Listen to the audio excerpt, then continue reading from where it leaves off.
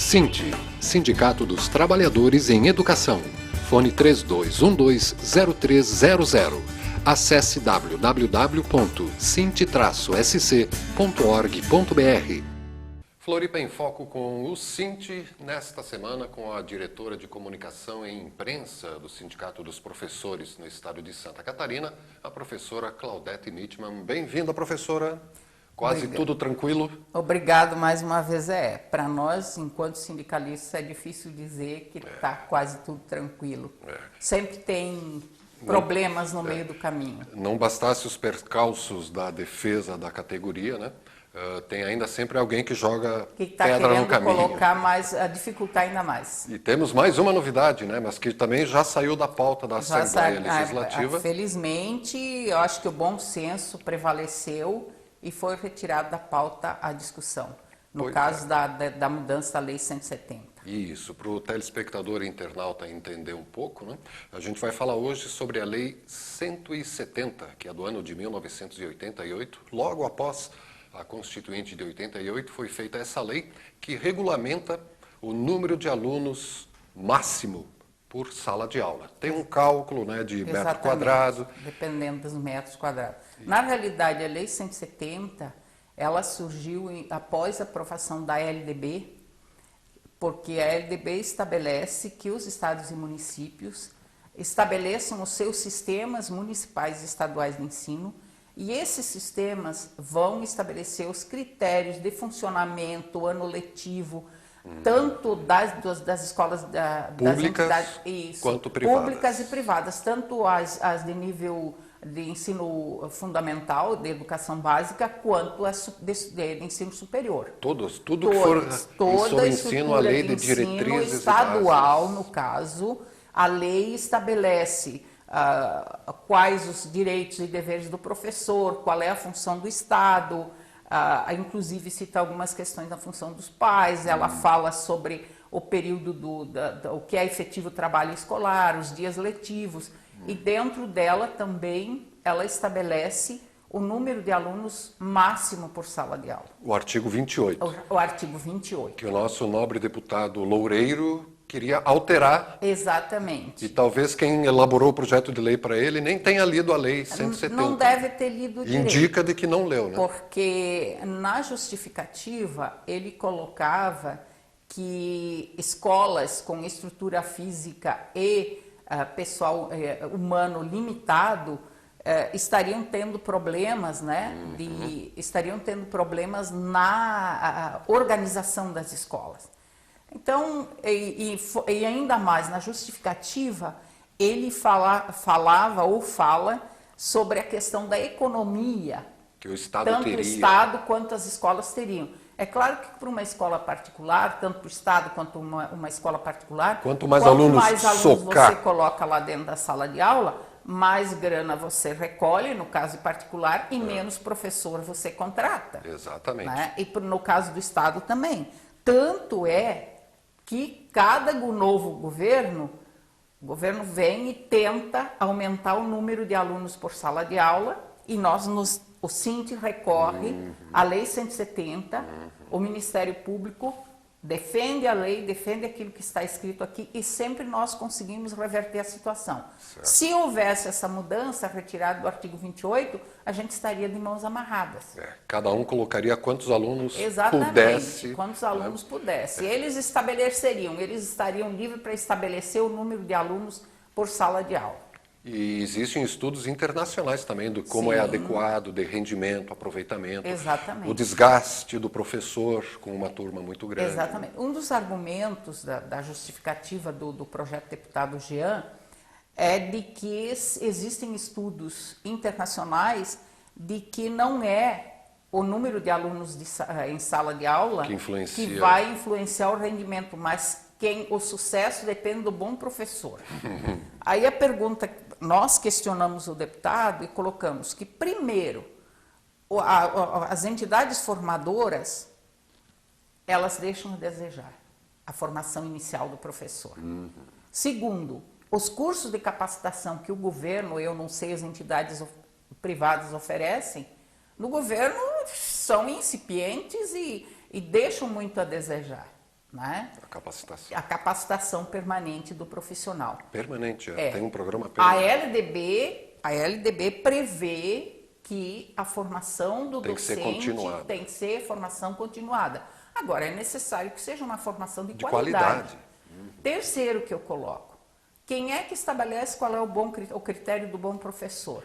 E quanto tempo de vida útil, vamos colocar ele como uma máquina, Boa, porque é boa. visto Vida isso. útil. De vida útil esse professor vai ter trabalhando 40 a 60 horas com salas superlotadas. Ele pode ser um excelente profissional. Por pouco tempo. Por pouco tempo, porque fisicamente ele não vai aguentar.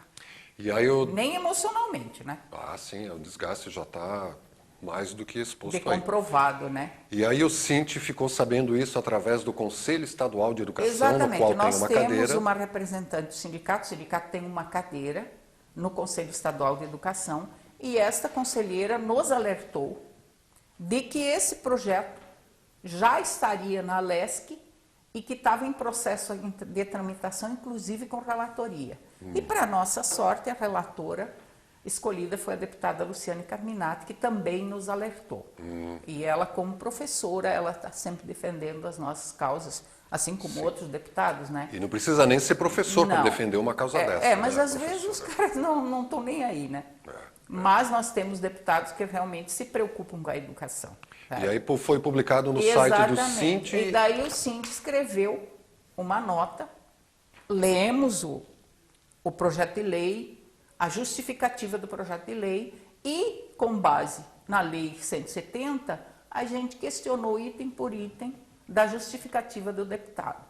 E foi publicado na nossa página. 30 mil acessos. Mais ou menos 30 mil acessos, com E muitos muitos comentários. E o deputado imediatamente ligou para o Cinti e, pela intermediação da deputada, que solicitou que ele retirasse o projeto e, em função também daquilo que nós questionamos, do nosso ponto de vista, aquilo que nós colocamos, ele retirou o projeto de lei. Ainda bem que teve o bom senso, né? A gente precisa realmente reconhecer que houve bom senso por parte do deputado em não continuar com a tramitação. Inclusive, em correspondência enviada, ele se dispõe a sentar com o Cinti para conversar a respeito. E qual que é o número adequado de alunos por sala de aula? Nós temos aqui, de acordo com a Lei 170, nós temos a educação infantil até 4 anos, no máximo 15 crianças, 15. com atenção especial ao menor, nos 2 primeiros anos de vida, no caso deveria ser um pouco menor, até 6 anos, o máximo 25 crianças, no fundamental, o máximo 30 crianças até 4ª série, os ciclos iniciais, e 35 alunos nas demais séries ou ciclos, né? E no ensino médio pode-se chegar a 40 alunos. Nós fomos, inclusive, muito generosos com o número de alunos, pois o próprio, aqui nós temos, inclusive a gente fez uma pesquisa, né? E uma outra coisa, nós colocamos na Lei 170, ela estabelece que a oferta de sala de aulas que comporte o número de alunos a ela destinado, correspondendo a cada aluno e ao professor, áreas não inferiores a 1,30 e 2,50 metros quadrados, respectivamente, excluídas as áreas de circulação interna e as ocupadas por equipamento didático. Então, a lei é muito clara. Ela estabelece, inclusive, o metro quadrado, que é uma medida internacional. A própria Organização Mundial de Saúde, ela orienta nesse sentido. Por isso, nós tivemos o cuidado, quando discutimos a lei, de colocar essas questões. Certo. E o interessante é que a OCDE, ela faz uma colocação ainda que as turmas brasileiras têm excesso de alunos. Isso. Já é diferente na Austrália, Áustria, Bélgica, Canadá, Chile, Você tem Tchecoslováquia, quase todos os países, né? Isso. O professor, nas séries iniciais, o máximo seria 25 alunos, que seria do 1º ao 5º ano. E nós colocamos aqui, veja como a gente foi generoso, né? Nós colocamos aqui o ensino fundamental, que seria do 1º ao 5º ano, no máximo 30 crianças. Tem 5 a mais do que aquilo que a OSDE recomenda. A Finlândia, que é um exemplo, tem menos de 20. Exatamente, que é o país top do top na relação professor. E tem alguns até com 16. Exatamente. Dependendo, porque quando você monta uma turma, o Silvio, você tem que levar em consideração muitas variáveis. Como nós temos no Brasil a discussão da educação inclusiva, que você inclui o aluno com deficiência, que é aluno deficiente visual, auditivo ou com qualquer outra deficiência, você tem que ter um número menor de alunos na sala de aula, porque você tem esta criança para atender. Com uma atenção especial, exatamente, dedicação. Mesmo que esse aluno tenha, no caso da prefeitura, o auxiliar de sala, não é exatamente o auxiliar de sala, é o acompanhante, é o auxiliar pedagógico do aluno com deficiência. No estado se chama o segundo professor. Né? Esse é dedicado a alunos com necessidades especiais. O segundo professor vai para a sala de aula quando a sala tem um, e deveria ter um só. Mas nós temos casos de salas com 2 ou com 3, que é muito complicado. Né? Porque essa criança ela tem várias limitações e ela precisa ser auxiliada especificamente. E o professor ele tem que preparar suas aulas não em função só dos alunos que não têm problema, mas em função do todo. E é função do professor também integrar esse aluno no cotidiano das crianças que estão em sala de aula. Isso é muito importante, porque se você, dentro de sala de aula, você consegue fazer esse trabalho de inclusão realmente desse aluno com a turma... Já é uma garantia de que ele vai se integrar. As crianças não vão ter preconceito nenhum com esse aluno. Essa criança vai se sentir parte, né? Às vezes nós temos alunos que têm grande dificuldade de aprendizagem, mas só a questão de estar junto com crianças da idade dela, de participar e tal, já é uma grande coisa para esse tipo de aluno. Floripa em Foco com o SINT, o Sindicato dos Trabalhadores na Educação, aqui no estado de Santa Catarina, no Floripa em Foco ao vivo, toda quarta-feira, 2h30 da tarde. A gente vai ao nosso tradicional breve intervalo e já voltamos na TV Floripa, a TV que você vê, ouve e sente a diferença.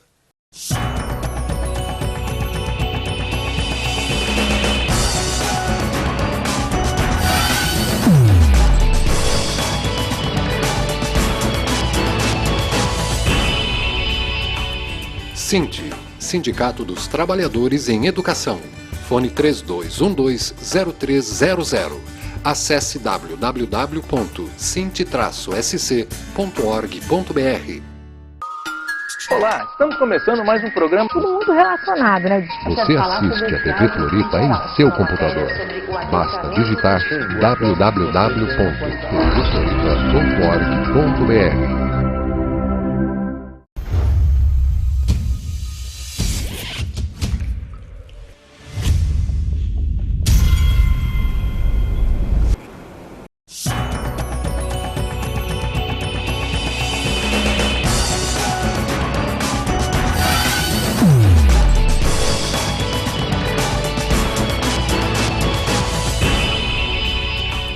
SINT, Sindicato dos Trabalhadores em Educação. Fone 3212-0300. Acesse www.sint-sc.org.br. Floripa em Foco com o SINT, nesta semana com a professora Claudete Mitman, diretora de comunicação e imprensa, que está nos contando aqui dos vai e vem sobre a Lei 170, que inclusive a professora ajudou a formular lá no final depois da Constituinte, quando a LDB foi... Na realidade, como eu disse para você, essa lei surgiu num momento crítico para o magistério, porque foi na gestão do Paulo Afonso Vieira, onde havia um projeto de lei para aumentar a hora-aula, não mais para 45 minutos, mas para 1 hora aula. O professor ia passar a dar mais tempo de aula... Mais tempo de aula sem aumento de salário, né? Então, você imagina, você teria 5 aulas de 1 hora, você daria 5 horas cheias. Corridas, hora relógio, né? E havia uma discussão sobre que você teria que repor o horário do recreio, porque não faria parte do efetivo trabalho escolar. Então foi um embate muito sério. E aí havia a proposta, na época o deputado Pedro Kzain nos propôs que a gente, porque a LDB estabelece isso, né, que a gente começasse a pensar no sistema estadual de ensino. E foi por onde nós achamos o caminho para poder regulamentar isso e bater de frente com o governo e dizer que isso não era possível de ser feito. E isso envolveu toda a categoria.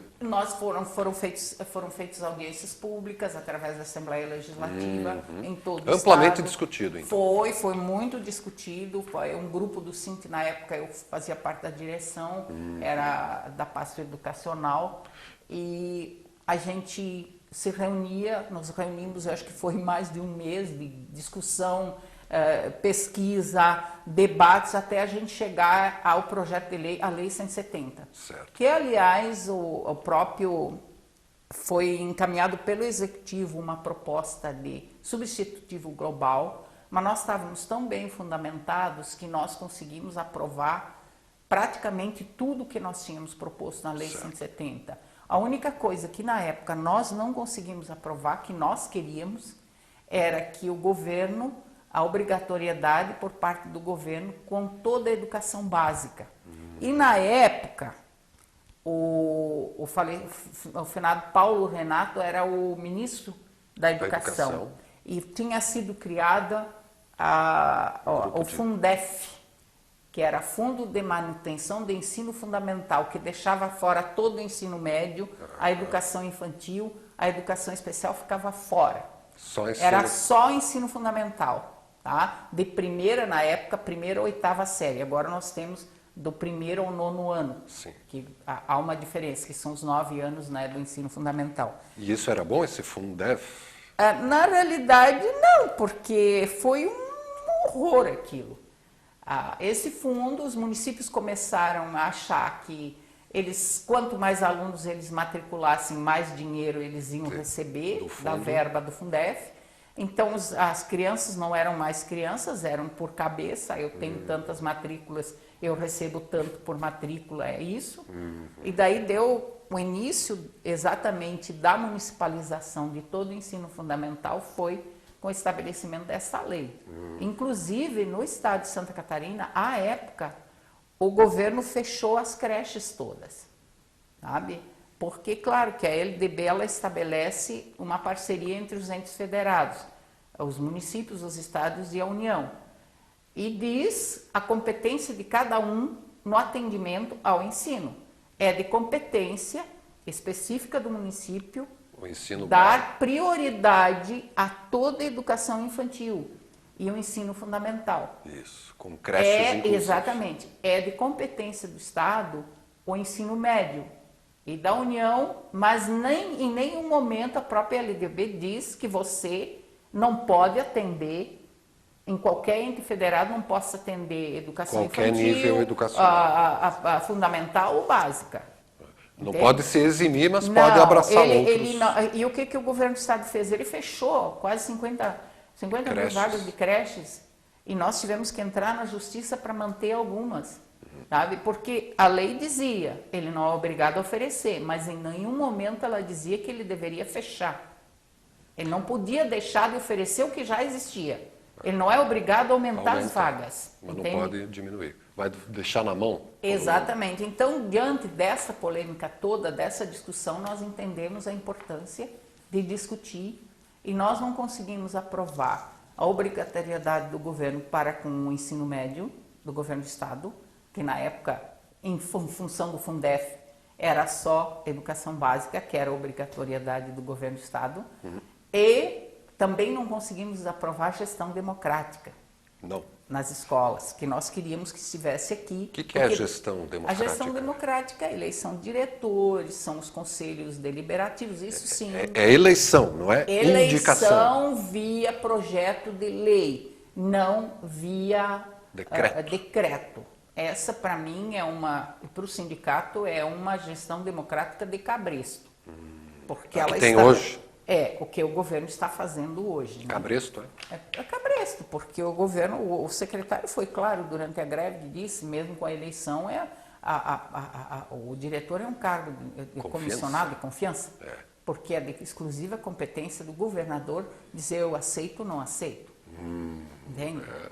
Vai ver que foi por isso tudo que 30 mil professores se manifestaram no site do Sint contra esse projeto do Exatamente, Jean porque Loureiro. eles sabem, a categoria tem muita clareza da importância da Lei 170 na defesa daquilo que nós entendemos nosso direito, sabe? Então... E o ofício que o gabinete do deputado Loureiro mandou é um doce, né, cara? Chega a atrair formigas. Ele se coloca à disposição para conversar e tal. Uma coisa que ele deveria ter feito antes de encaminhar o projeto de lei. É que eu queria perguntar, essa foi a primeira vez que ele entrou em contato ou ele tem alguma... Vez. Primeira vez. Quer dizer, ele encaminha um projeto de lei, a gente dá um cutucão, diz, ó, teu projeto de lei é ruim, por isso, questionamos todos os argumentos dele, né, as justificativas, e daí ele resolve vir conversar com a gente. Aí ele se manifesta. Eu queria saber com quem ele conversou antes para encaminhar o projeto de lei.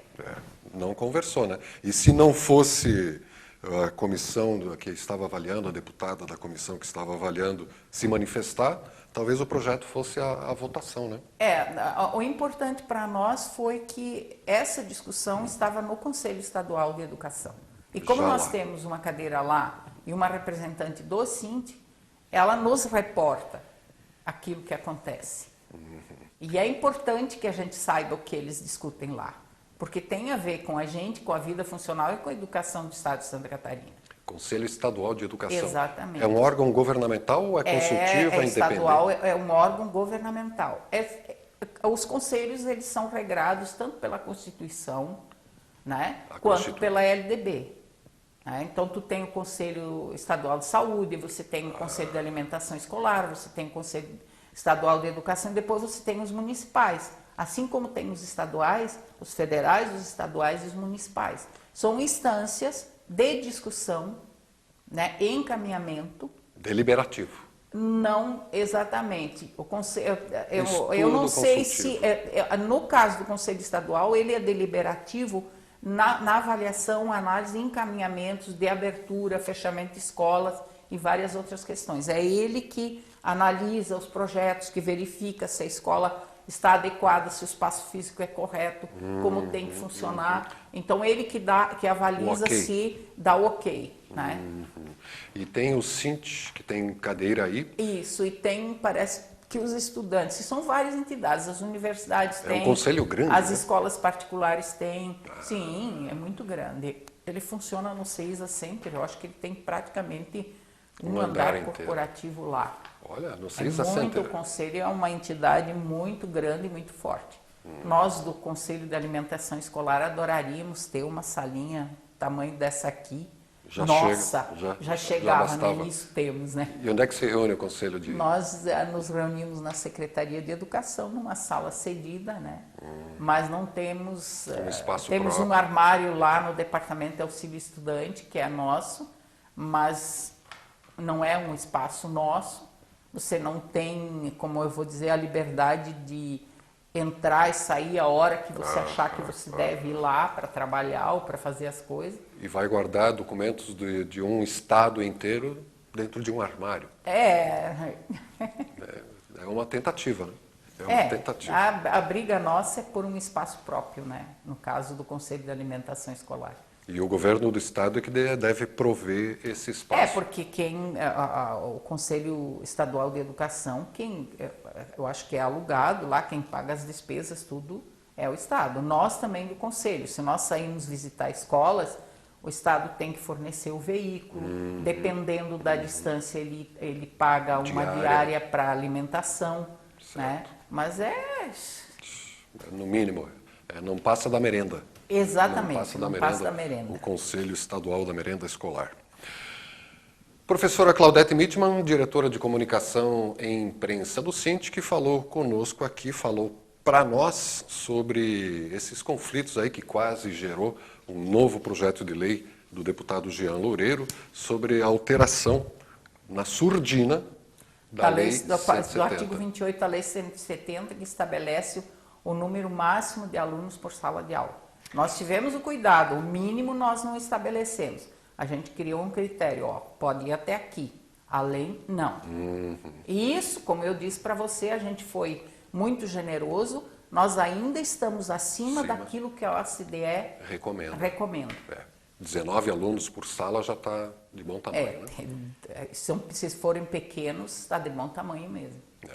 Tá bom. Eu, aliás, tive o prazer de dar aula por um breve tempo numa escola onde eu, quando criança, estudei, e eu me impressionei com o tamanho da sala. Quando criança, parecia uma sala muito grande. Quando você fica adulto, as coisas diminuem.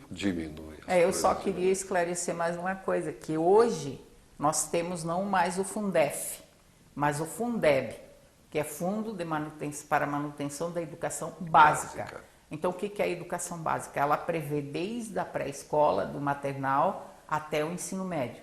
Entra aí a educação especial, entra tudo. Então, foi com o governo, depois do governo Fernando Henrique, que o Fernando Henrique estabeleceu o Fundef, que é o Fundo de Desenvolvimento e Ensino Fundamental, que seria da 1ª à 8ª série. Agora nós temos, com o governo Lula, foi criado o Fundeb, que é Fundo para o Desenvolvimento da Educação Básica. Daí entra todo mundo no bolo. www.sint-sc.org.br para ter acesso a toda essa discussão, a esse projeto de lei que felizmente já foi retirado da pauta da Assembleia e os 30 mil comentários que já foram feitos. Inclusive, não foram comentários, acessos. Acessos. Foram acessos. Não foram tantos comentários, mas deve ter havido. Foram muitos comentários. E na realidade, a nossa categoria sabe se posicionar muito bem a esse respeito. E como nós dissemos ao deputado no artigo que nós escrevemos, que o Sint escreveu, nós desafiávamos quem defende esse tipo de ideia que ficasse uma semana numa sala de aula superlotada, daí viesse conversar. Está feito o convite. Obrigado pela aula, professora. Até a próxima semana. Até a próxima, então. E o telespectador internauta pode acompanhar novamente esse bate-papo daqui a pouco, a partir das 10 da noite, na TV Floripa, a TV que você vê, ouve e sente a diferença.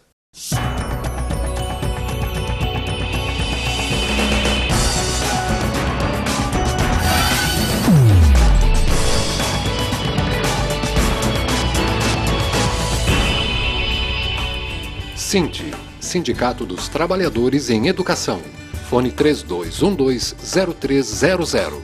Acesse www.sint-sc.org.br.